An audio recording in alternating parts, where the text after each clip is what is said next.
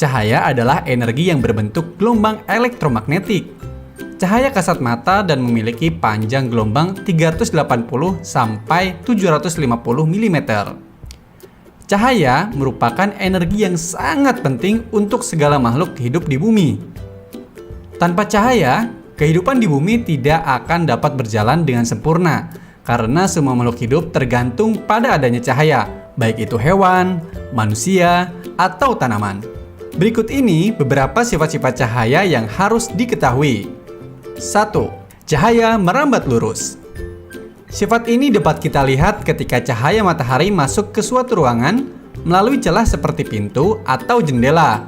Segala cahaya merambat lurus dapat kita lihat dalam kehidupan sehari-hari karena memberikan keuntungan pada manusia. Contoh lain dari cahaya merambat lurus adalah cahaya senter yang berbentuk garis lurus dan cahaya mercusuar di pinggir pantai. 2. Cahaya dapat dipantulkan. Ketika suatu benda terkena cahaya tersebut akan mengenai benda dan dipantulkan. Pemantulan cahaya dapat dibagi menjadi dua, pemantulan teratur dan pemantulan baur. Pemantulan teratur adalah ketika pantulan dari pemantulan yang berkas cahayanya sejajar. Pemantulan ini dapat terjadi jika cahaya mengenai benda dengan permukaan rata dan mengkilap atau licin seperti cermin. Oleh karena itu, cermin dapat memantulkan cahaya paling sempurna dalam pemantulan teratur, baik itu menggunakan cermin cembung ataupun cermin cekung. Karena cahaya dipantulkan dengan arah sejajar, bayangan benda dapat dibentuk dengan baik. Contoh dalam kehidupan sehari-hari adalah ketika kita bercermin. Pemantulan baur atau difus adalah ketika cahaya memantul ke segala arah secara tidak teratur karena adanya berkas cahaya yang memantul pada permukaan kasar atau tidak rata. Contohnya adalah pemantulan cahaya pada tembok, kayu, batu, dan tanah. 3. Cahaya dapat dibiaskan. Pembiasan cahaya adalah ketika cahaya merambat ke segala arah.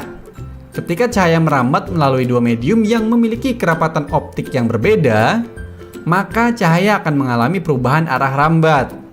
Beberapa contoh cahaya yang dapat dibiaskan adalah pensil ketika dimasukkan ke dalam gelas berisi air jernih, ikan dalam akuarium yang akan terlihat lebih besar dan dekat, kolam atau sungai dengan air jernih yang akan terlihat dangkal, melihat bintang dengan teropong, dan melihat benda kecil menggunakan lup atau mikroskop.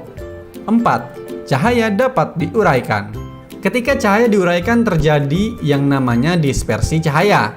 Contoh paling mudah dari sifat ini adalah terbentuknya pelangi yang biasa muncul setelah hujan turun. Contoh lainnya adalah gelembung sabun yang memiliki banyak warna setelah terkena cahaya dan cakram warna yang membentuk warna putih jika diputar.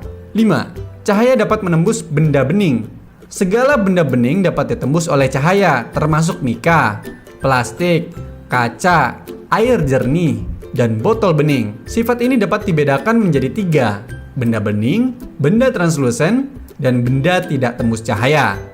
Benda bening atau benda transparan adalah segala benda yang dapat ditembus atau dilewati cahaya. Benda bening kemudian meneruskan segala cahaya yang mengenainya. Contohnya adalah kaca bening dan air jernih. Benda translusen adalah benda-benda yang hanya dapat meneruskan sebagian dari cahaya yang diterimanya, tidak semua cahaya. Contohnya adalah air kotor atau air keruh dan bohlam susu.